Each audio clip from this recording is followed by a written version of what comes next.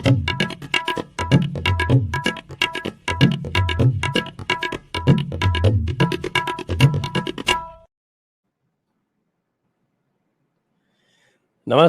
और आप सभी का स्वागत है।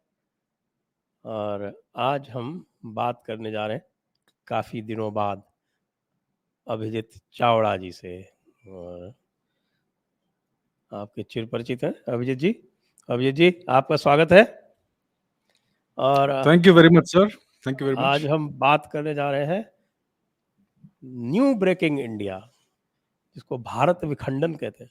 वैसे मेरी किताब भारत अखंडन पे है लेकिन भारत विखंडन जो है, टर्म ब्रेकिंग इंडिया, वो भी काफ़ी मैं कहूँगा कि पॉपुलर है। तो just to introduce the topic, Bharat विखंडन, ब्रेकिंग इंडिया 1.0 अंग्रेज़ों ने किया था जब उन्होंने नैरेटिव्स कंस्ट्रक्ट किए, आर्यन इन्वेजन थियरी जैसे। फिर उन्होंने आइडेंटिटीज़ कंस्ट्रक्ट की, जाति और वर्ण को कास्ट में रिड्यूस किया, अलग अलग और आइडेंटिटीज़, द्रविडियन आइडेंटिटी कंस्ट्रक्ट की, सिखों की एक अलग आइडेंटिटी कंस्ट्रक्ट की। हमने उसके लिए कुछ भी नहीं किया, उसको काउंटर करने के लिए आज तक ही नहीं किया, कम से कम ऑफिशियली तो कुछ नहीं किया। फिर उसके बाद फिर लेफ्टिस्ट आ गए बीच में। फिर भारत जो है वो 2.0 में फिजिकली ब्रेक हो गया,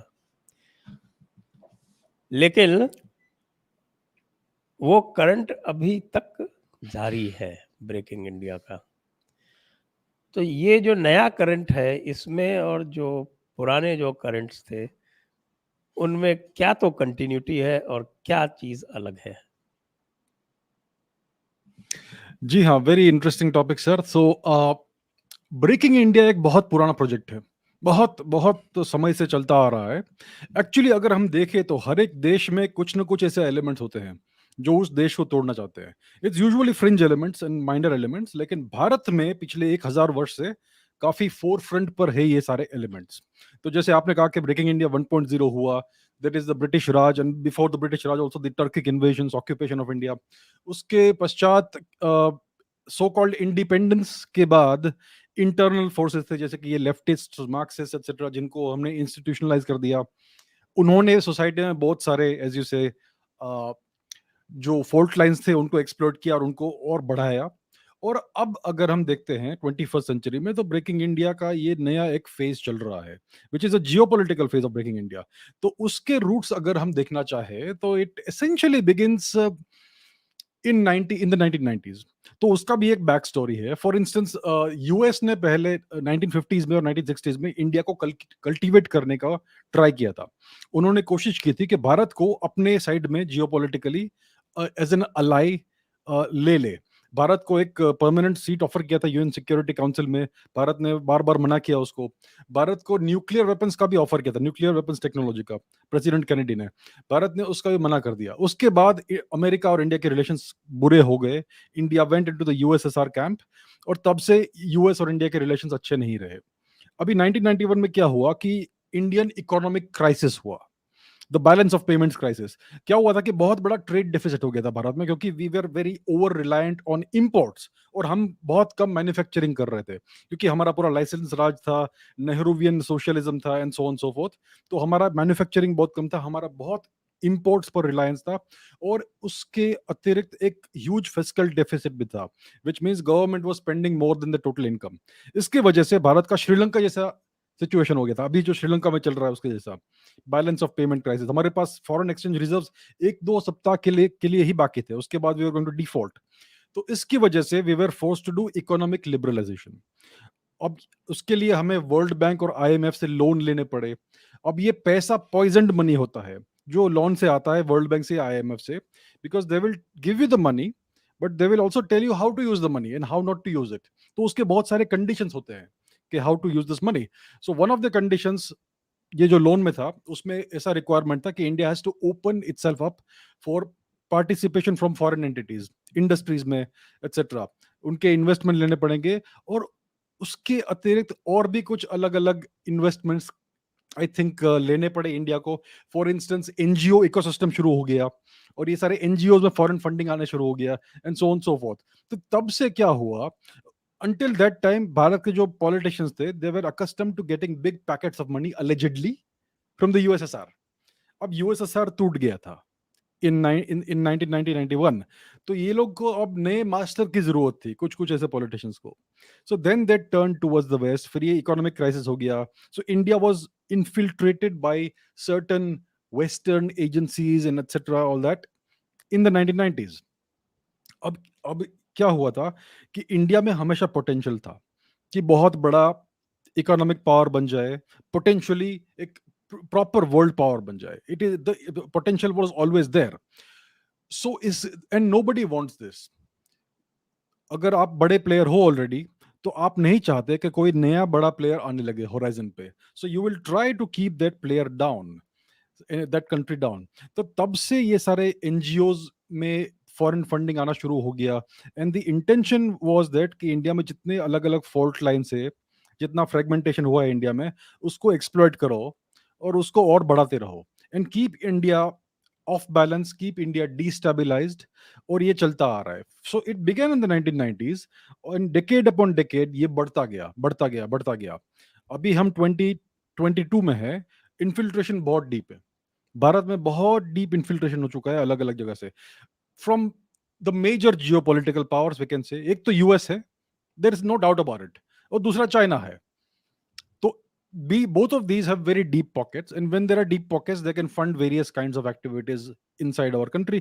तो ये चल रहा है. So essentially दो जगह से हमें हमें इंटरफेरेंस हो रहा है हमारे देश के अंदर. See, both of these countries don't want India to rise. दोनों ये देश ऐसे हैं जिनको एक बाइपोलर वर्ल्ड चाहिए. बाइपोलर वर्ल्ड क्या होता है कि भाई G2 सिचुएशन, G7 नहीं, G8 नहीं, सिर्फ G2, दो मेन पावर्स और बाकी सब छोटे मोटे. अब जब तक भारत है और जब तक रशिया है तब तक ये बाइपोलर वर्ल्ड नहीं बनेगा, तब तक ये मल्टीपोलैरिटी का सिचुएशन रहेगा. So both America and China want a weak India. They don't want a strong India, they don't want a rising India. इसके लिए ये सारा इंटरफेरेंस हो रहा है. And we know very well कि यूएस ने बहुत सारे अलग अलग जगह पर रेजिम चेंज किए हैं, कलर कलर कलर रेवोल्यूशंस किए हैं. किसी को याद नहीं होगा लेकिन 2020 से 2022 में थाईलैंड में बहुत सारे प्रोटेस्ट हुए थे, pro democracy protests by young students, hip students, very well educated and affluent students, जो डेमोक्रेसी के लिए प्रोटेस्ट कर रहे थे. लाल लाल बाल थे और ग्रीन बाल थे और that sort of thing, the typical woke crowd. फिर अचानक से 2022 में खत्म हो गया है suddenly. by almost magically protest चले गए. So it is something that they've perfected. The art of regime change, the art of interference, the art of creating spontaneous protests, and the art of making the protests disappear overnight. तो ये सब situation है, and that is the entire root of the breaking India situation. ये अलग अलग हमारे देश में जो भी प्रॉब्लम्स है, you can put them in 2-3 main buckets, लेकिन उन सब का रूट कॉज फॉरेन फंडिंग है एंड फॉरेन कोऑर्डिनेशन. बाहर से कोऑर्डिनेशन मिलता है, बाहर से उनको आइडियोलॉजिकल गाइडेंस मिलता है, और सबसे इंपॉर्टेंट है बाहर से फंडिंग मिलता है. I think hundreds of billions of dollars must be poured into India every year to fund all this, to coordinate all this. And हम जानते हैं उनमें मेन फायर स्टार्टर्स कौन है. कुछ उनके ऑफिशियल से, like Victoria Nuland, it's very well documented. उसने क्या किया था यूक्रेन में 2014 में, उसने पूरी आग लगाई थी यूरो मैदान में. She was one of the major instigators. अभी कुछ एक आध महीने पहले वो भारत में आई थी, Victoria Nuland. She is the under secretary of state, ऐसा कुछ तो उसका डिजिग्नेशन है, मुझे एग्जैक्टली याद नहीं है. You can look it up. Number 3 in the hierarchy actually. Something like that. Yes, very very senior person. So she came to India recently, and कुछ लोगों ने नोटिस किया था फोटोग्राफ्स में कि वो कैसे कैसे लोग से मिल रही है, और उनमें एक बीजेपी स्पोक्स पर्सन भी थी. So it seems that she was this lady in Victoria Nuland was not able to get her thing done properly, कि अलग से सबको लेके बात करे. बीजेपी का एक पर्सन था उस पूरे मीटिंग में. So there was always an eye that is being kept on her. तो ये this is one of the continuations of the Breaking India project. So the big picture situation ये है कि neither China wants a strong India nor the US wants a strong India.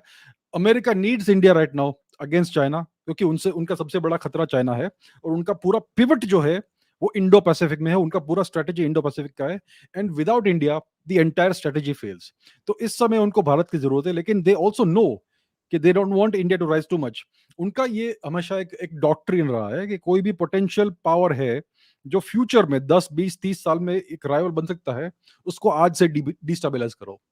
तो उनका ये project चालू ही है। So they need India to act in a certain role only, उसके बाद इंडिया इज डिस्पोजेबल। तो ये सारा सिचुएशन है जियोपॉलिटिकली, विच इज व्हाई आज ब्रेकिंग इंडिया का सिचुएशन है। सो कुछ लोग कहते हैं, I mean I understand why they से इट, कि अब हमारा जो गवर्नमेंट है ये सब होने देता है, the government is not strong enough, it is not acting strongly enough against the breaking India forces, ये सब जो होता रहता है। I would say that the government has its hands tied. जो सिचुएशन उन्होंने इनहेरिट किया है वो बहुत डेंजरस सिचुएशन है। इंडिया ऑलरेडी बहुत डीपली इन्फिल्ट्रेटेड है, और पूरा वेस्टर्न मीडिया जो है इट इज वेटिंग कि एक स्लिप अप हो जाए कहीं पे, कुछ कुछ गलती से हमने कर दिया तो पूरे दुनिया में ये डंका बजाएंगे ये लोग कि India is a fascist country, India is a Nazi country, India ने ये कर दिया वो कर दिया। So that's why India is right now doing a very tight rope, a balancing act on the tight rope. It's a very delicate situation. कुछ साल ऐसे चलने वाला है, but I think the government overall is doing okay. It's doing fine. It knows the limitations right now. There are some very strong forces, very powerful forces outside of India, which can destroy India if they want to. So आज हमें थोड़ा, we have to keep our head down. We have to act meek, like the Chinese did for several decades. The Chinese followed so many insults for so many years. वो चुपचाप से सहते रहे, and when the time was right, they rose up. तो ये situation है आज, and that is the reason why we have all these situations. And one of the catalysts is social media. अभी हम देखते हैं कि सोशल मीडिया में आज ये हैशटैग ट्रेंड हो रहा है, कल वो हैशटैग ट्रेंड हो रहा है। ये सब ऑर्गेनिकली नहीं होता है। हैशटैग ट्रेंड करने के लिए ट्विटर हेडक्वार्टर्स में you just have to type something and that's it, hashtag trend होने लगता है। And it is very interesting. आजकल आप अगर जैक डोर्सी की ट्वीट्स देखेंगे तो इट बिकम्स वेरी क्लियर कि Jack Dorsey lost control of his company many many years ago. वो सिर्फ नाम का बॉस था। एक बार वो जो रोगन के शो में आया और लोगों ने बहुत क्रिटिसाइज किया जो रोगन को कि तुमने उसको हार्ड क्वेश्चंस नहीं पूछे। Then there was a second round जिसमें Jack Dorsey came with this lady called Vijaya Gadde, who is an Indian origin lady. She is his right hand man or right hand woman, and actually she is his minder. So she was the lady who was in charge of making sure that he behaves himself and doesn't say too many wrong things. So it is clear that Twitter had already gone out of his hands long time ago, and it is being used as a tool of regime change and whatnot. तो ये situation है big picture perspective. Very good perspective, बहुत ही अच्छा आपने एक perspective दिया। और इसके टूल हैं, जो टूल्स हैं उनके बारे में हम इंडिविजुअली बात कर सकते हैं। और टूल्स हैं उसका हमने यानी जयपुर डायलॉग्स ने एक्चुअली तो ये टर्म तो कॉइन किया हुआ संदीप देव जी का। हम कहते हैं उनको पंच मक्कार। पंच मक्कार मीन्स 5 M's। वो दीज 5 M's: मुल्ला मार्क्सिस्ट मिशनरी मैकाले पुत्र, दोज इंग्लिश लविंग एलिट्स। और इसका अंतिम सोपान है मीडिया ब्रैकेट में लुटियंस। तो आपको लगता है कि ये सही विश्लेषण है और इन पंचमक्कारों का भी आप विश्लेषण कर सकते हैं अलग अलग? जी, दीज आर एसेंशियली ये सारे मेन बकेट्स है जो ब्रेकिंग इंडिया फोर्सेस के हैं, and they act in synchronicity. और उसका सबसे बड़ा एनेबलर जो है वो मीडिया ही है, क्योंकि मीडिया में कुछ एलिमेंट्स है, पूरा मीडिया नहीं की बात, पूरे मीडिया की बात नहीं कर रहा हूँ, लेकिन जो आपने कहा जो कौन सा लटियंस मीडिया, लटियंस मीडिया और वट एवर आजकल जो चल रहा है, but it is the legacy media, या फिर जिसको कहते हैं दरबारी मीडिया, जो पुराना दरबारी मीडिया था, और उनका जो आज का जो रेमिनेंट्स है, that is the one.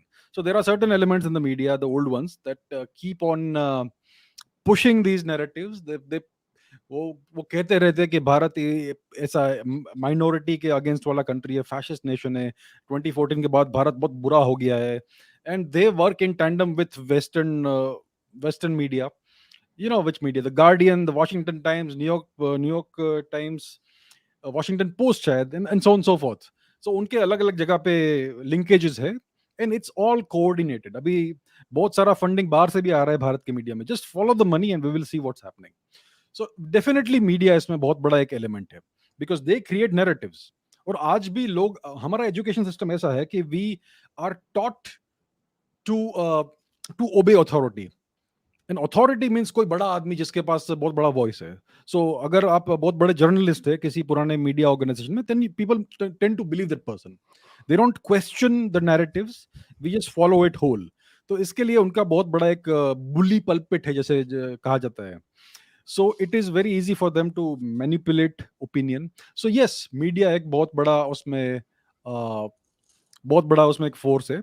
And बाकी सारे एम्स कौन से, mullah, Marxist, missionary, media, Macaulayites and all that, ये एसेंशियली एक ही ecosystem है। Macaulay Putra, this English speaking elite that includes a lot of English speaking academia, elites, yes. Yeah. The academia, academic elite. bureaucracy, academia, Well, you are bureaucracy. part of the bureaucracy, you're not part of them. So I would not say the whole bureaucracy. There are elements in the bureaucracy जो definitely ऐसे हैं. Yes, I would say that. Large elements, the majority Large actually. elements. I'm sure you would know better than me, of course. So yes, so all of these Macaulay'ites, like you say, Macaulay Putra, they are a big problem. They don't want India to change. They are steeped in the past. They are anchored in the past. They want India to remain the way it was during the colonial era, the British Raj era, and the Nehruvian era, and so on and so forth. तो वो change नहीं देखना चाहते भारत में। और भारत के जो young लोग हैं उनके कुछ एस्पिरेशन से to see this country rise again, to see the country great again. This is a vibrant country and so much potential. अब ये लोग उसको उसको होने नहीं देना चाहते हैं. They want inertia. They don't want change. So elements in the bureaucracy and other things also. The academia बहुत ही पावरफुल एक रोल प्ले करता है सोसाइटी में, because the first 15-20 years of any person's formative years are steeped in academia. You are taught, आप school में जाते हैं, आप कॉलेज में जाते हैं, और आपके सबसे बड़े जो आइडियल होते हैं उस समय पे, सबसे बड़े इन्फ्लुएंशियल लोग जो होते हैं वो आपके टीचर्स होते हैं, प्रोफेसर होते हैं, and they teach you all the wrong things. And not, they don't just teach you things that you're supposed to learn, they teach you ideology. वो आपके दिमाग में आइडियोलॉजी भरते हैं, and the wrong things. They teach you to hate yourself. They teach you to be ashamed. आप अपने culture से आप you should feel ashamed about it, and so on and so forth. ऐसा करते हैं ये लोग.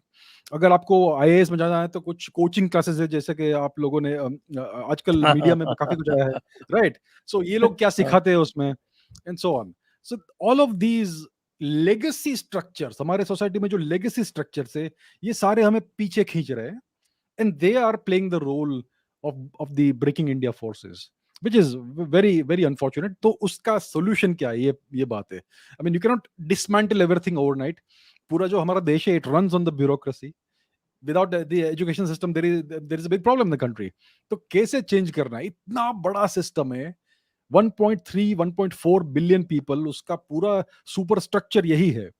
तो उसको change कैसे करना, ये सबसे बड़ा आज का ये challenge है. So it obviously there are two kinds of changes.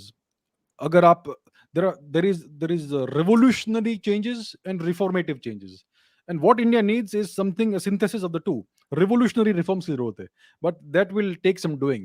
इतना बड़ा देश में ये सब करना थोड़ा difficult है. So yeah, that's what I can say about that.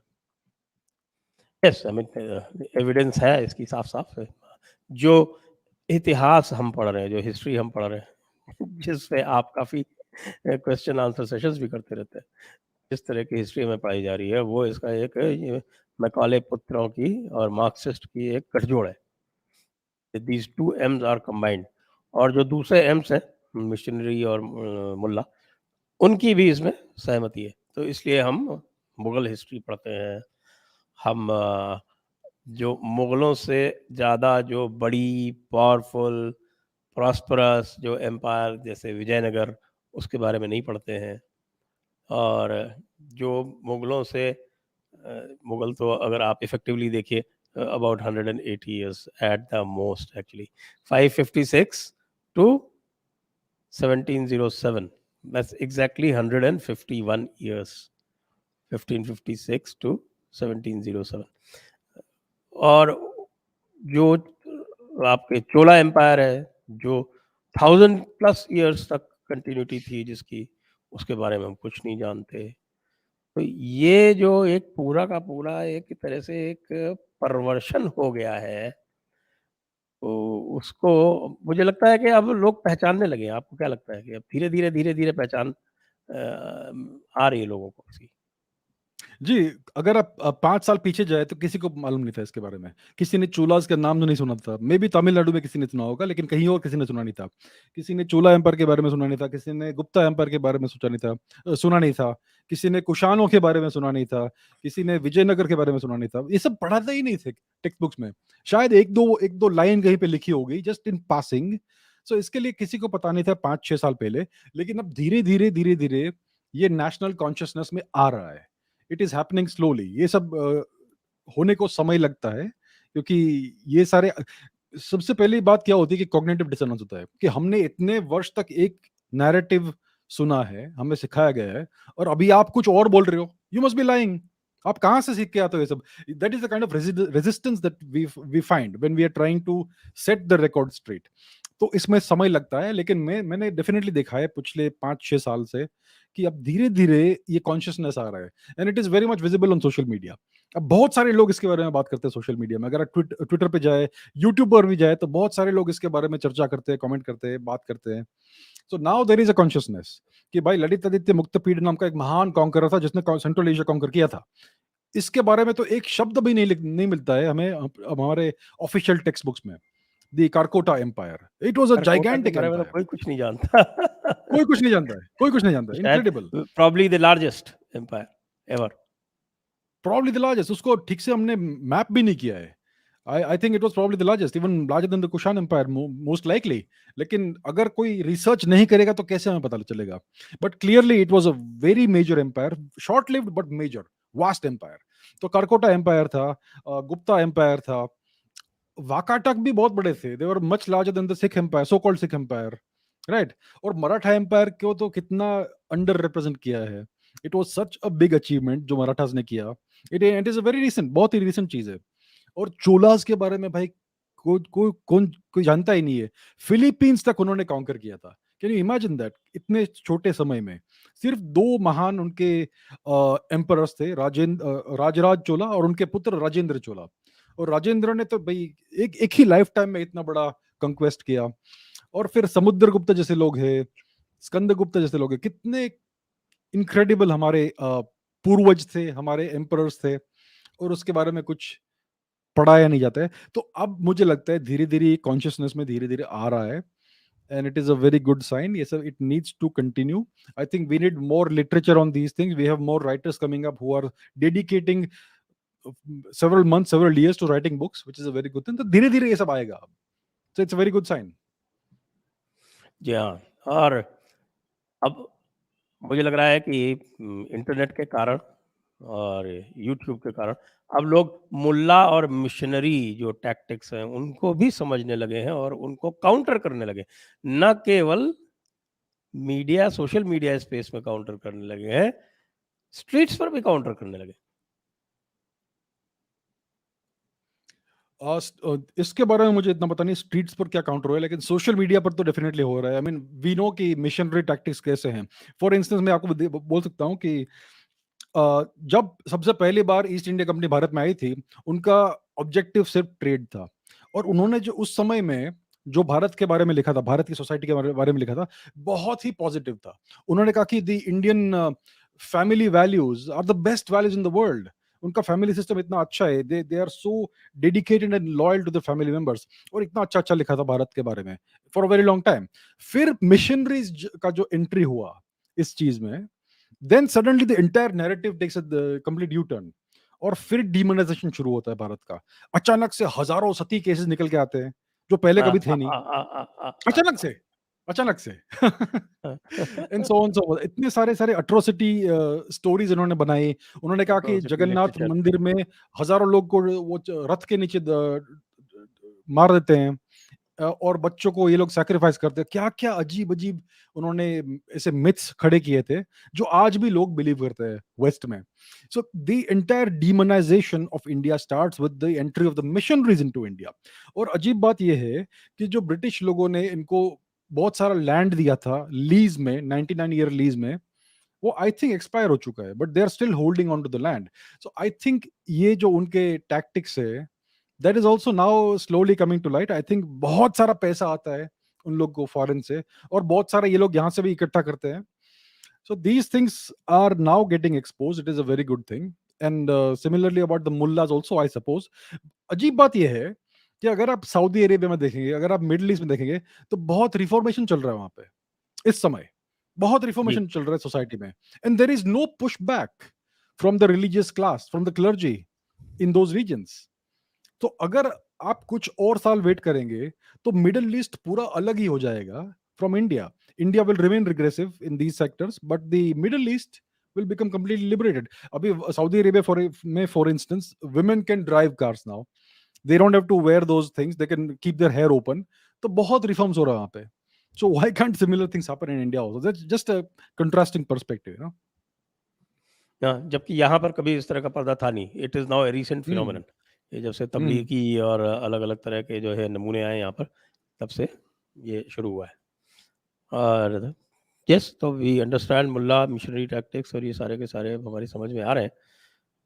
तो अब आपको क्या लगता है कि how do you see the next 50 years? I think the next 10 years are very critical, very crucial for India, क्योंकि इंडिया का अभी इकोनॉमी बढ़ रहा है।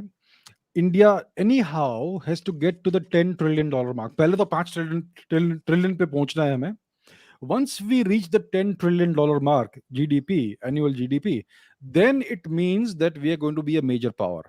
और जब आपका जीडीपी बढ़ता है तो आपका प्रोपोर्शनेटली मिलिट्री स्ट्रेंथ भी बढ़ता है।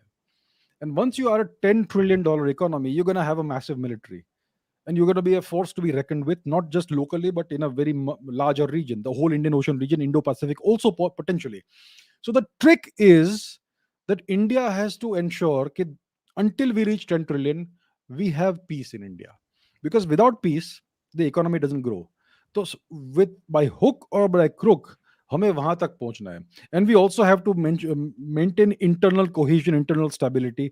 सो it's not going to be easy, क्योंकि बहुत सारे फोर्सेस नहीं चाहते कि ये हो। चाइना भी नहीं चाहता, यूएस भी नहीं चाहता है। चाइना तो अभी 2024 का वेट कर रहा है। दे विल बी होपिंग कि कुछ प्रॉब्लम हो जाए 24 में और कोई नया गवर्नमेंट आ जाए, may be a coalition government, may be a weak government, something like that. That will be best for China. अगर ऐसा होता है तो then they can start their activities of encroaching on the borders, और पता नहीं क्या क्या करना है उनको। और यूएस के लिए भी अच्छा है। So right now there is a critical time in India, next 2 years and also next 10 years और समथिंग। तो भारत को एनी हाउ पीस और स्टेबिलिटी मेंटेन करना है। एक बार आप $10 ट्रिलियन का इकोनॉमी बन गए, तब आपका इतना हेफ्ट हो जाएगा कि आप एक्सटर्नल इंटरफियरेंस को रोक सकते हो, जस्ट सेइंग नो। आज इंडिया उसको नो भी नहीं कह सकता है। ऑफ कोर्स आजकल अगर आप देखेंगे तो आप इंडिया का डिप्लोमेसी काफी रोबस्ट हो गया है। और डॉक्टर जयशंकर भी यूएस गए थे और काफी अच्छी अच्छी बातें करके आए वहां पे। उन्हें साफ साफ कहा है कि ये सब नहीं चलेगा अभी। आप हमें ऑयल की बात करते हो, we are buying less oil in a month from the Russians than you are buying in an afternoon. ये एक बात हो गई। और ऐसी ही also express concern about the human rights situation in the US. तो अभी पुशबैक शुरू हुआ है, पहली बार, first time in And 70 he years। also talked about India being a civilizational state. Exactly, पहली बार मैंने किसी को ऐसा सुना ऐसा कहते हुए मैंने फ्रॉम द भी इंडियन पहली बार सुना गवर्नमेंट। है। Yes, that India is a civilization state. It's not a Westphalian nation state. It is a much larger and higher entity. ये पहली बार मैंने सुना है। So we are now pushing back, but we have to do it in a balanced manner because we are still not strong enough to stand up to the US. So the next 10 years are critical. Once we reach the $10 trillion mark, we can stand up to China, US, all that. China से आज भी हम stand up कर सकते हैं, क्योंकि we have the Brahmastra, we have the nuclear weapons. The Chinese cannot cross certain lines. So we are in an okay position. Internal जो problem है उसको manage करना थोड़ा tricky है, because as we can see there are all these coordinated actions being which are occurring across the country in waves. पिछले 3 साल से हम देख रहे हैं, and it is not that it's happening spontaneously from inside.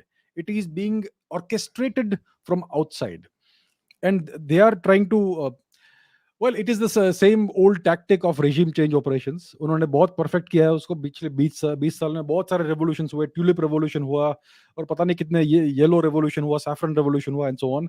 They have been perfecting the art of regime change operations.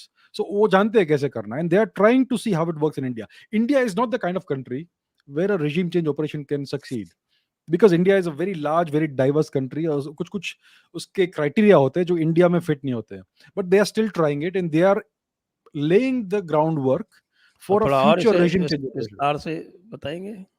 उससे पहले एक बार जी, मैं अपने दर्शकों हाँ, से अनुरोध कर लूँ कि कृपया आप अपने जो प्रश्न आपको पूछने हैं वो आप पूछ लें, और साथ में आप इस वीडियो को शेयर करें, इसको लाइक भी करें, और आपसे ये भी अनुरोध है कि आप सब्सक्राइब स्वयं तो करें ही, लेकिन अपने साथ-साथ आप कम से कम 5 और लोगों को सब्सक्राइब करवाएँ। ये जयपुर डायलॉग्स का आपसे सभी से विशेष अनुरोध है, और इसके बाद फिर हम वापस चलते हैं। तो ये जो आपने रिजीम चेंज ऑपरेशन के जो डायमेंशंस बताए, तो वो रिजीम चेंज ऑपरेशंस हम देख रहे हैं कि यूक्रेन में क्या हुआ है। यूक्रेन में हमने यहाँ जयपुर डायलॉग्स में बहुत विस्तार से बात की है, अलग-अलग क्षेत्रों के लोगों से। तो ये जो रिजीम चेंज ऑपरेशन है, इसके कुछ डायमेंशंस आप बताएँ, विशेषकर भारत के जी, परिप्रेक्ष्य में? जी। तो अगर आप regime change के बारे में एग्ज़ामिन करेंगे हिस्टोरिकली जो पैटर्न्स हैं, तो उसमें 3 क्राइटेरिया होते हैं। अगर आपको regime change सक्सेसफुली करना है किसी देश में, तो 2 प्रकार के regime change होते हैं। एक एक इंटरनल regime change होता है और एक एक्सटर्नली मीडिएटेड regime change होता है। फॉर इंस्टेंस अगर आपको इंटरनली करना है तो 3 कंडीशन है। सबसे पहली बात है कि the social and economic conditions of your country must be such that political participation is confined to a small section of the population. मतलब एक छोटा-सा पॉपुलेशन का पोर्शन है जो सब कुछ कंट्रोल करता है और पूरा पॉलिटिकल एक्टिविटी इन लोग के पास कन्फाइंड है। ये पहला क्राइटेरियन है, जो भारत में it doesn't apply. because India is properly a democracy, it's a very vibrant democracy, बहुत सारी political parties है, regional parties है, so on, so that doesn't work. Secondly, the target state which you want to do regime change in, it must be substantially independent and the influence of foreign powers must be relatively limited. तो भारत में ये भी नहीं है, भारत में बहुत सारा influence है फॉरेन पावर्स का। और तीसरी बात है कि the target state must have a political centre. अगर अलग अलग सेंटर्स है then they must be identifiable politically and they must not be divided linguistically और एथनिकली। अब भारत में तो बहुत सारे पॉलिटिकल सेंटर्स है, पूरा फेडरल स्ट्रक्चर है, और and every state is linguistically identified, right? It is created linguistically. So again this criterion is not satisfied here. तो ये तीन major criteria है, and India doesn't fit any of this criteria. Of course, the second criterion is that the target state must be substantially independent and free from foreign influence. India is the opposite. India is deeply infiltrated. So then, from that perspective, it is ripe for a foreign-mediated regime change operation. लेकिन जो first और third criterion है, वो fit नहीं होते हैं. But if you look at a country like Ukraine, it was ripe for that foreign-mediated regime change. क्योंकि उसमें भी ऐसा हो गया था कि there was a small political elite, it was a linguistically not diverse country, linguistically monocultural country है Ukraine for instance. So because of these reasons, the regime change succeeded. In Thailand also, regime change can succeed because of these reasons. Even in China, there can be a coup because of these three conditions being satisfied. तो भारत ऐसा देश है जहां पर आप कू नहीं कर सकते, क्योंकि ये सारे जो तीन मेजर कंडीशन है वो सेटिस्फाई नहीं होते हैं. अगर आप कू ट्राई भी करेंगे तो because of the enormous size and heft of the country and enormous diversity of the country, वो कोहेसिव एक्शन नहीं कर सकते आप. And even the army will not cooperate with you if you try to do a coup. Even the police forces will not cooperate and so on. So अगर आपको ऐसा करना है तो you have to unify the country first politically. So maybe you want to create a new political party from outside, fund it from outside, and then infiltrate them across the country one by one. So that is the kind of thing a foreign power may try. तो ये बात है. सो regime change के लिए अभी India ripe नहीं है. If a foreign power wants to do regime change, it is not possible right now, but they can start the work now, and hopefully वो लोग होप कर रहे होंगे कि नेक्स्ट 10-20 years में हम कंडीशंस ऐसा बना ले भारत में कि इवेंचुअली हम वहां पे regime change करें and may be we can break up India if required. तो ये सारे कैलकुलेशंस हमेशा होते हैं. I'm not saying it is actually there. Like, I am not privy to any classified foreign information, but we can see the patterns. Patterns कैसे चलते हैं, historical patterns and geopolitical patterns. So, so that's what I can say about this. Yes, yes, yes, yes, very good analysis. और ये हम देख रहे हैं ये कि पिछले 8 साल से जो इनकी पेस इंक्रीज़ हुई है, विशेषकर लेफ्टिस्ट, जब से इनको ये लगा है, लेफ्टिस्ट को, कांग्रेस को, इनको ये लगा है कि स्थिति ऐसी हो गई कि अब ये चुनाव में नहीं जीत सकते, तो ये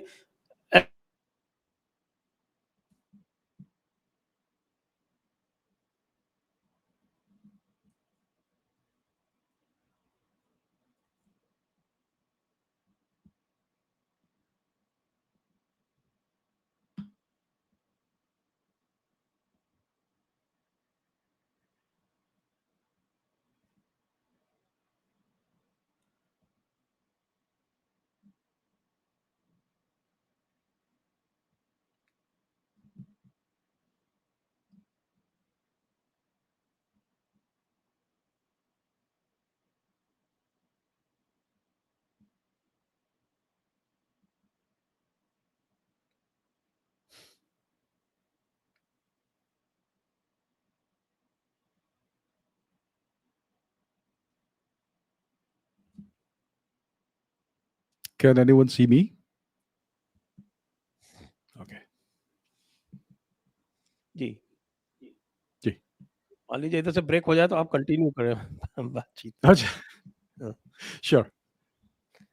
जी हाँ बताएं। What was the question?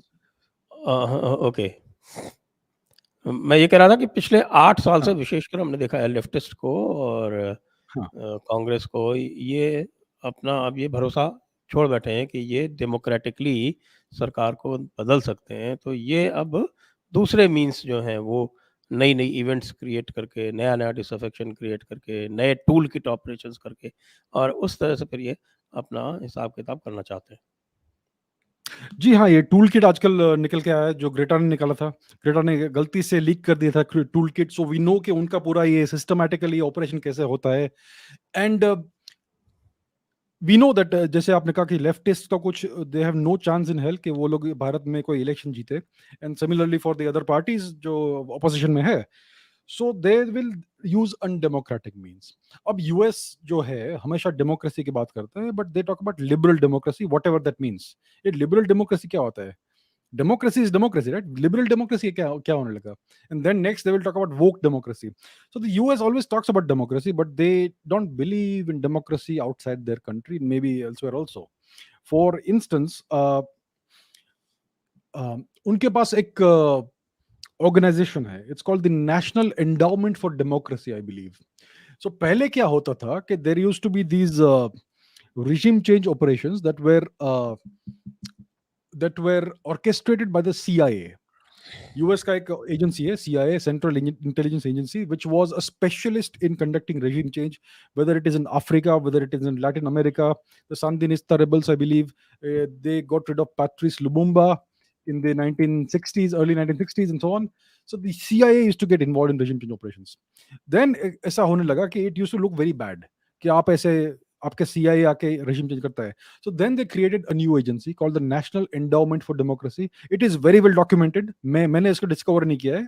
It is Oliver Stone who spoke about this in his documentary film Ukraine Burning. So National Endowment for Democracy is a regime change agency. लेकिन उसको नाम इतना अच्छा दिया है, नेशनल एंडाउमेंट फॉर डेमोक्रेसी। हम जाकर आपके देश में डेमोक्रेसी लाएंगे, क्योंकि आपका देश डेमोक्रेटिक इनफ नहीं है। एक बात मुझे बताइए, सबसे अनडेमोक्रेटिक देश कौन सा होता है? जहां पर एक वन पार्टी सिस्टम होता है, जैसे कि चाइनीज कम्युनिस्ट पार्टी, एक ही पार्टी है और कुछ नहीं है। नॉर्थ कोरिया में भी एक ही पार्टी है। यूएसएसआर में भी एक पार्टी था, communist party. There is one step above a one party system, which is a two party system. Yes is a two party system a democracy भाई?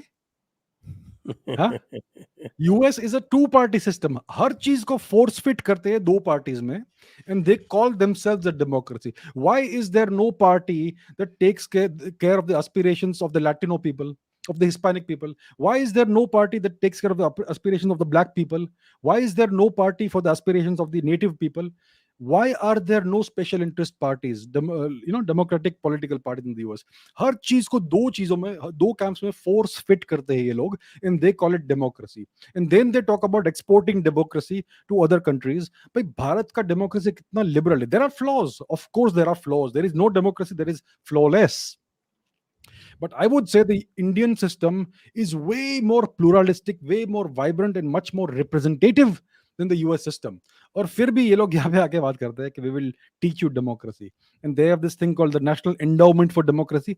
I think this lady Victoria Nuland is involved in that. And they do this toolkit business.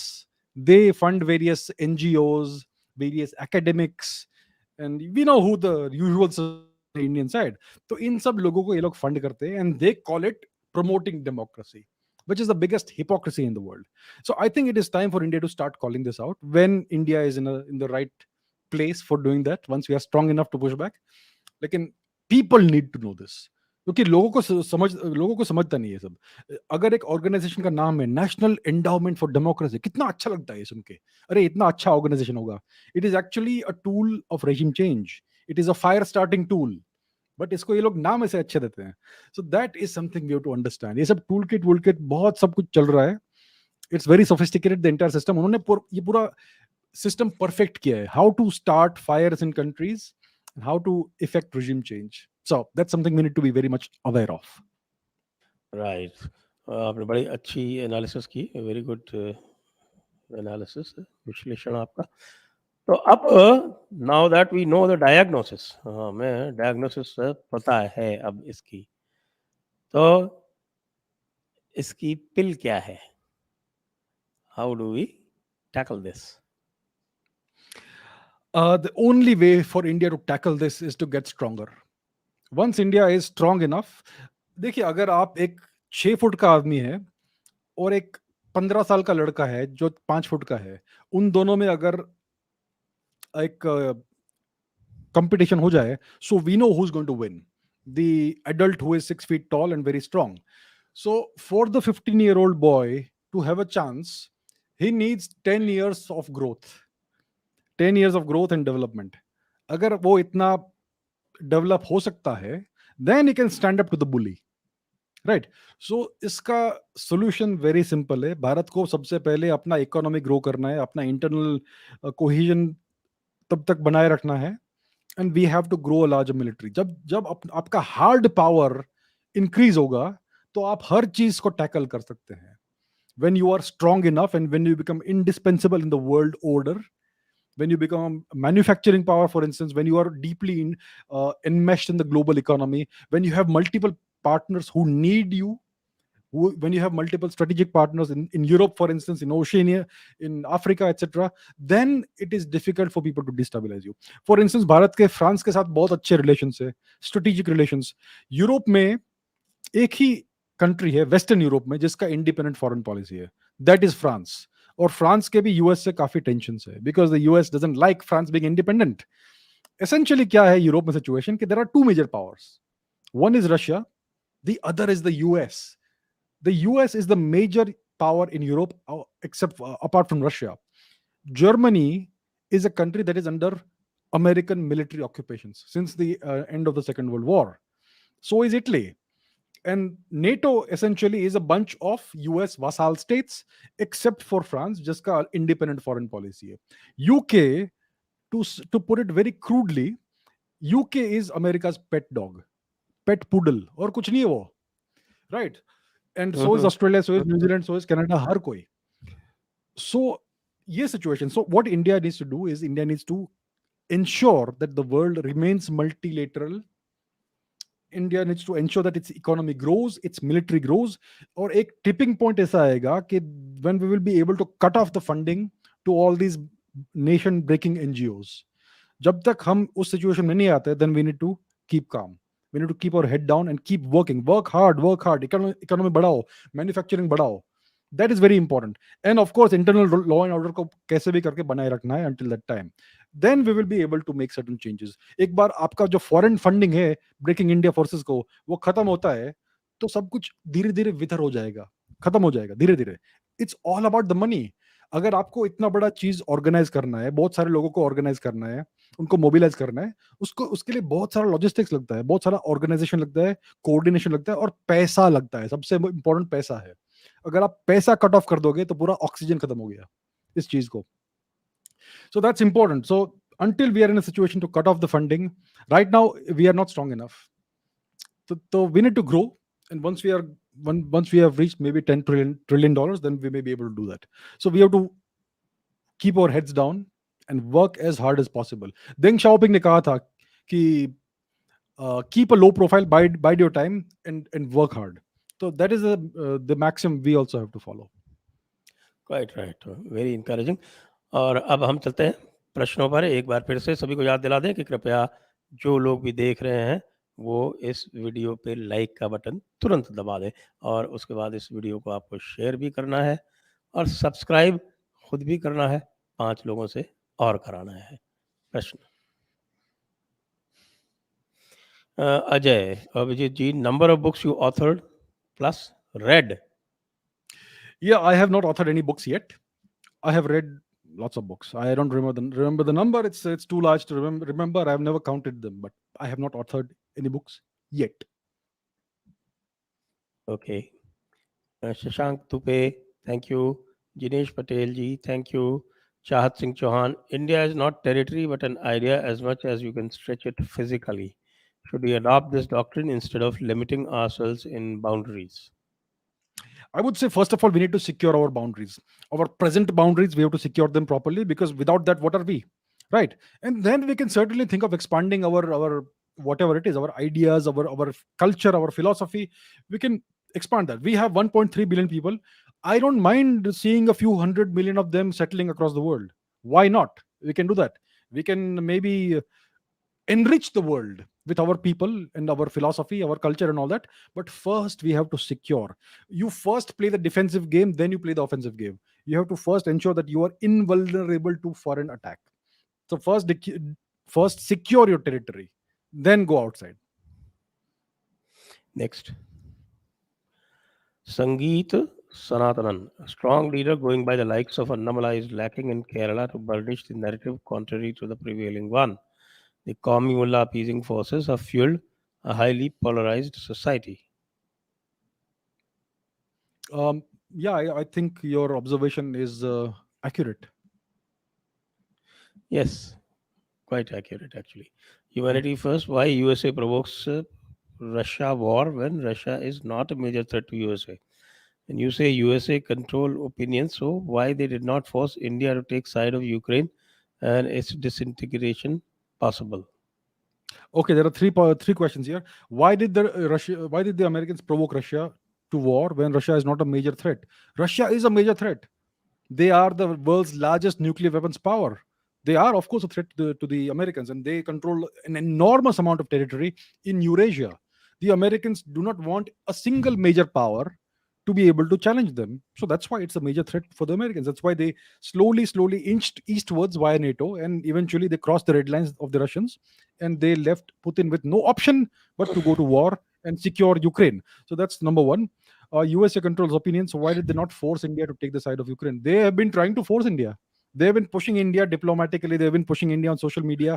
This entire barrage of opinions on social media from well-known experts, so-called Even on experts, and mainstream analysts, media. even on mainstream media. Yeah, even Indian media. Of course, you're right. Completely true. So they have been trying their best. There must be a lot of diplomatic arm twisting behind the scenes that we are not privy to. It's been there.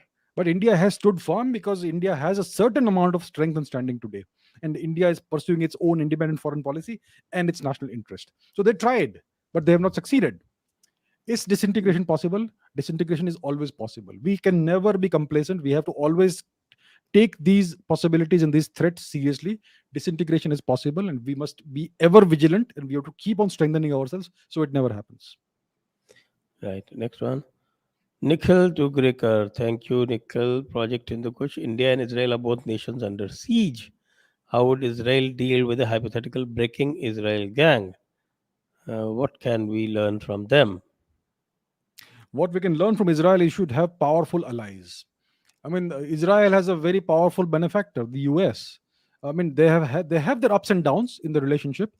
During whenever the Democrats are ruling in the US, relations are bad with Israel. For instance, Obama was extremely opposed to Israel and to Netanyahu. They had a very tense and frosty relationship. But overall, Israel has the US as a major benefactor, and that is why they are able to deal with the problems. And now, as we can see, they have good relations with the UAE, even with the Saudis. So things change. There are shifts in geopolitics. So and they have a very hardline foreign policy and a very hardline internal policy as well.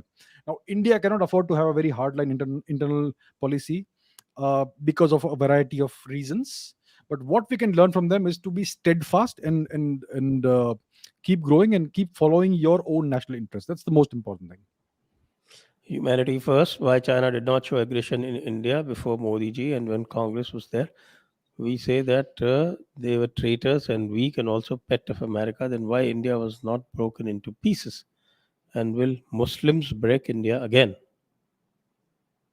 I don't understand what you mean that China did not show aggression to India. China is every single day showing aggression towards India. There is this recent disengagement process that's happening in a part of Ladakh, Hot Springs region, I believe, and they claim they have disengaged completely. They've withdrawn, but they have not withdrawn. So this is an act of aggression. They have not followed the agreement. They have not withdrawn completely, but they are making statements that we have withdrawn and we have done everything we are supposed to do. So that is an act of aggression. And they are always, from time to time, every few months, transgressing into Indian territory. Before Wang Yi, the foreign minister of China, came to India last month, he made a very provocative statement about Kashmir and so on. These are acts of aggression. So I don't understand how China is not showing aggression towards India. They are constantly showing aggression to it You towards know, India. what he And says that China was not showing aggression in India before Modi ji, and when Congress before was Modi ji, there, the before Modi uh, ji, they have taken nahi. the entire Demchok area. Yeah.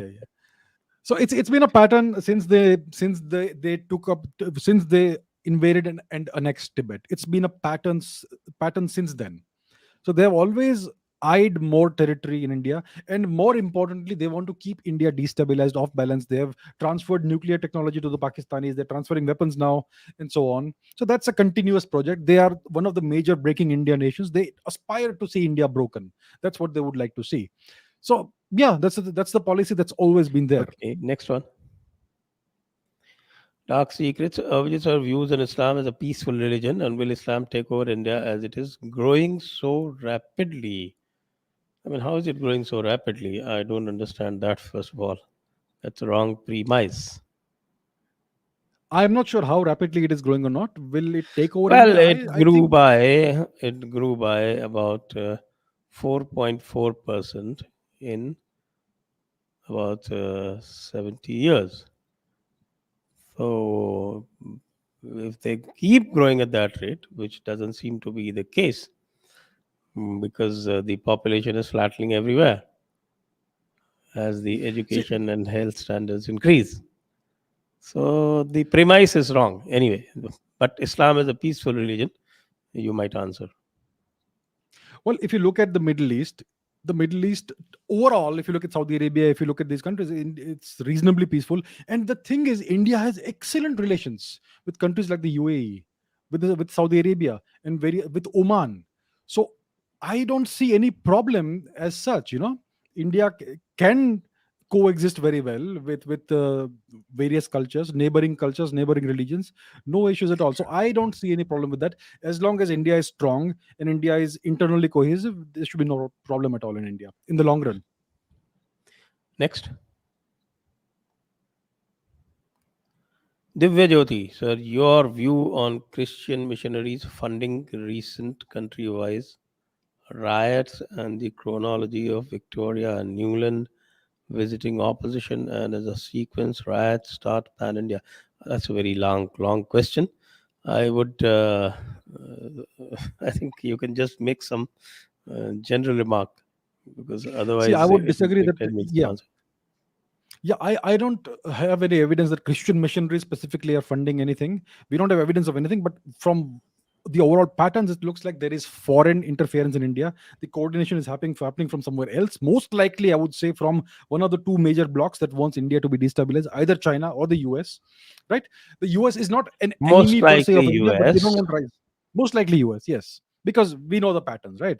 And we know who the major players inside India are, and we know the ties with the Western world. So most likely it's the US. They want to see India not rise too much. So we understand what their long-term objectives and perspectives are, but we have our own perspectives and we need to pursue them. We have to pursue our own national interest. Gauri Dani, Namaste, sir. In present scenario, what steps would Chanakya recommend? Do you think we can use some historical wisdom from our Indic texts and scholars for tackling current situation? I would say Chanakya would recommend deception. He would recommend deception. He would say that you appear to be weak as long as possible. Try your best to appear to be weak and disorganized and uncoordinated until you are in a position of great strength. Until that time, don't show your strength. Bide your time. It's exactly what Deng Xiaoping said, and I think Vishnugupta Chanakya would say the same thing. Okay, next.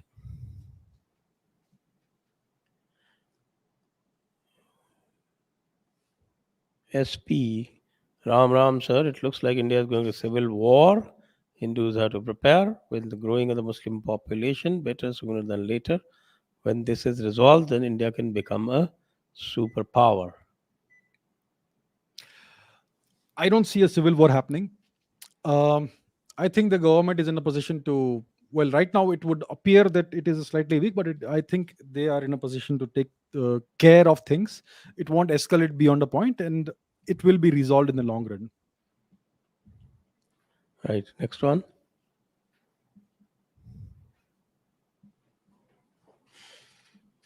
Shauvik Chaudhary, why can't government regulate and keep in check on foreign investment done to such NGOs and missionaries, which is laying the foundation of breaking India? Well, they just carried out that amendment, and we have done a full episode on that, and that's going to be very, very helpful. Next. Humpty, respected sir, your theory of regime change with outside help gives me vibes of Kejriwal. What role do you think he'll play in future? Well, that has to be seen. I am not. I have not mentioned anybody by name, but well, there are certain actors who could be influenced by outside forces for sure, and they would have a role to play. Akshay girls are how important it is to keep Russia as an ally apart from defense supplies. Is it not a drain on our strategic autonomy?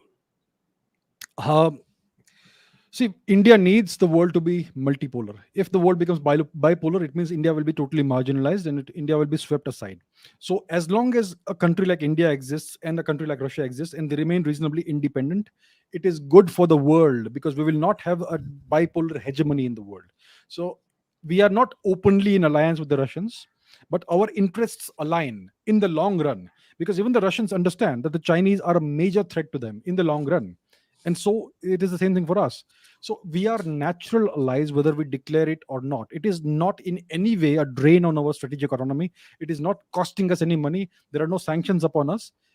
As long as we play the game right, we're gonna be fine. Project Hindu Kush, Supreme Kotha, and John D. Sherry in general seems to be the most woke and aggressive breaking India gang right now. Who can bell the cat? The people. This is- The people and the representatives, I would say, whenever the time is right. Next. TYSM. Uh, Thank you so much, Guruji, for inviting Abhijit sir. These acronyms are killing at times. So deadly combo. काश मोदी जी भी इतना quickly सुनते हमारी बात. Constructive criticism and thinking are what our people lack, especially young generation. But you both are guiding us. Thank you, Shubham. Thank you. Rohit Ovalekar, why is world silent about peaceful community? There are many riots in past weeks where peaceful community was involved. The political correctness. If you look at it, political correctness, if you look at the Western world and you look at India, the probably political correctness is the least in India. Most likely, yeah. Yeah. Next. Vipin Kumar, often left narrative is very strong, whereas Indic wing is not so organized. Is it because their narrative is mostly fake, needing more media coverage? I think the left or narrative is strong and coordinated because they their origin was in the government. The government encouraged them, nurtured them, and institutionalized them, and that's why they are all coordinated. They are all they have this entire cohesive ecosystem. Whereas what you call the Indic wing, it is very organic, alag alag jagah se nikal raha hai, and there is a lack of coordination as of now. Eventually, there's going to be cohesion if you give it enough time, and there is all the contacts and connections take place. So right now it is a little disorganized. It will happen. Shantanu Kulkarni. Japan anime बरसक में biggest empire Kushan और king Kanishka थे है Japan portray ancient India as a mighty mystic force. We should learn from them.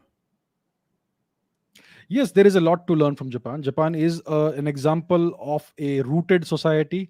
It is a society that is under military occupation, foreign military occupation, and yet they are very proud of their culture. And much of their culture is rooted in a bedrock of Indian culture. So that is there.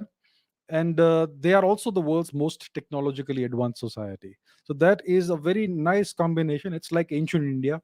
We were a great culture, in the past, and we were also the most technologically advanced society. So that's something we can learn from Japan, and we should replicate that here for sure. Next, Rishikesh Kashyap, sir, what are the visible negative effects currently or to be visible of the freebies policies such as free electricity, buy app loan waiver by Assam government, etc.? I think in the kind of political system that we have, political parties unfortunately have to go give freebies because it's all about the electoral cycle. You have to get re-elected if you want to do something. So the AAP will keep uh, doling out freebies, and other parties will also do it. That is just the name of the game here, whether we like it or not. So it's going to have negative effects. It's going to be a drain on the economy in the long run. But what to do? Next, oneness, sir, on the loudspeaker misuse. Are we looking at it across the board? Rule for one, rule for all, in the spirit of the UCC. Well, the UCC is not has not been legislated yet, right? So, so the spirit doesn't matter. The rule matters. Next, Shujam Kumar, what is your summarized view of the social fabric of this country in 2040 compared to where it is going today? Question to both Guruji. Well, that's a long sociological question. Yeah, it's difficult to make predictions. It's always a fool's errand to try and make predictions because who knows what's going to happen. I i i hope that India is going to be a nicely cohesive and peaceful society by 2040. Right now we have some issues, we have certain problems. I hope that as India's economy grows, the social cohesion and internal law and order will also get better. Right, and I agree with you. So you have answers from both. Next, what's thought, Lalit Mehta, what thought on George Soros, who has been funding nations to break right-wing governments? Mr. Soros is simply a cog in the bigger wheel. He is simply a symptom of a much deeper rooted malaise. So yes, he's doing that. He has put his money at the disposal of whoever the overlords he is serving are, and he has been doing these activities. It is very very well documented. There is no controversy in that. Okay. All डरे हुए तलवार wielding illegal Rohingya and Bangladeshi XPP are Ansaris. The Ansaris are of two kinds. One is the Ashraf Ansari and the other is the Pasmanda Ansari. Now, the Pasmanda Ansaris are all weavers. And in all these riots, I haven't seen any weavers. These are Bangladeshis are all busybodies, mostly these butchers, scrap dealers, and such like. Mahesh Chaudhary, kids find history is a boring subject. Really? I thought it was the most interesting. Is the syllabus deliberately designed like that? Many adults are uninterested in it and argue on what this use of history. What's the use of history? Oh, that's a takeaway. I think what we find is that often the way the history is taught in the syllabus that we have, there is no personal connection to it. I mean, you will be interested in a subject in which there is a personal connection. Maybe the history of the place that I come from, whoever it is. Let's say you're from Assam. They never teach you about Assamese history. Then what's the connection that you're going to have? They will keep on teaching you about the Mughals with whom you have no cultural or emotional connection. So that's why people get kind of put off, turned off from history. The thing is, and the other thing is that we are forced to memorize dates. History is presented as a sequence of events one after the other, but there is no connection. They don't teach us causality. There is a cause and effect chain. It's like a thriller movie actually when you are trying to figure out who is the murderer, right? So if you start understanding the causality, if they teach it in that manner instead of forcing you to memorize dates, then you will suddenly find it fascinating. They're teaching it the wrong way. Next. Ani-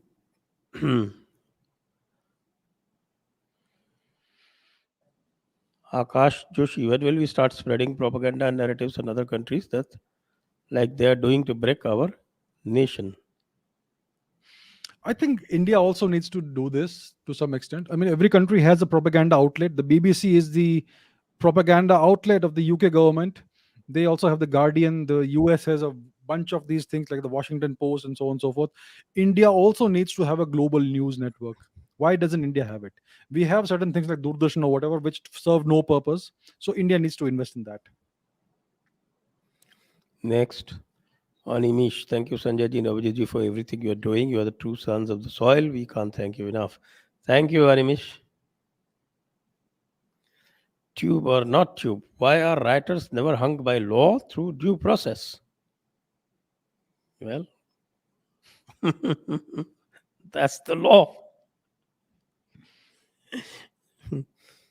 Rishi and the way AMM, Bungi, Putna Didi, Kejri, Pappu are loving mullahs. 2024 will be 82-18 integrating all Hindus. In that case, will woke US put sanction on Modi. We don't know about sanctions on Modi, but I think all these people are definitely trying their best to unite the Hindus. RP ACG, please send this to BJP if you can. Ornab is liability for us. An anchor's job is to red pill audience, not scream. Need a Tucker Carlson. Got Joker Arnold, not Joker Arnold. But I think it's completely off topic, but interesting anyway. Anand Shekhar is breakup of India an inevitable truth. No, I don't think it's inevitable. I think India has lasted 10,000 years. And if you look at what's called the Lindy effect, if something has been around for this much time, most likely it's going to be around for that much time more. I think India is very strong, very resilient. It's not that easy to break up India. I am very optimistic. Okay. Chahat Singh Chauhan, no one condemning Patharbaji, Nangi Talwar, Hinsa, but questions bulldozer as Geneva Convention violation. And that guy is an idiot. Geneva Convention is among countries. Uh, that's it's between two countries. White watching like Godra, wrong narrative. Yes, sort of. But that's what the ecosystem is all about. That's what we were talking about. Sunny, why is Modi ji appeasing anti-Hindu jihadi group?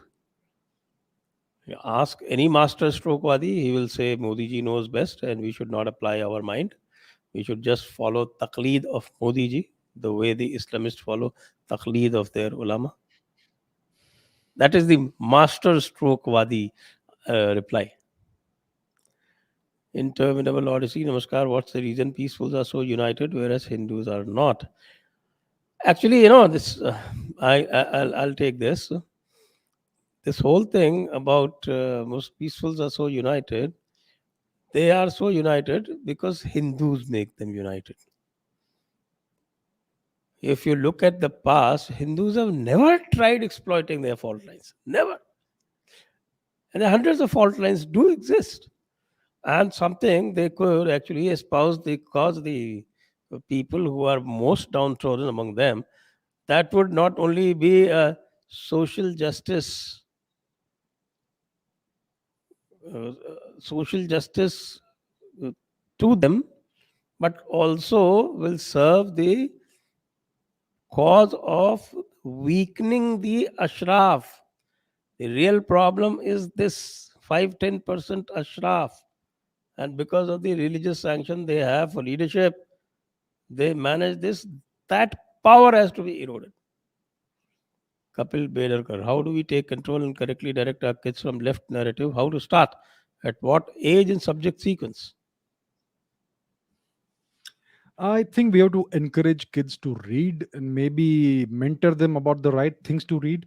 If and nowadays kids don't read, so they can consume podcasts, they can consume content like what you have in the Jaipur dialogues and so on. So it's all about exposing them to the right kind of knowledge. Then you can ensure that they are not brainwashed. And the earlier you start, the better, I would say.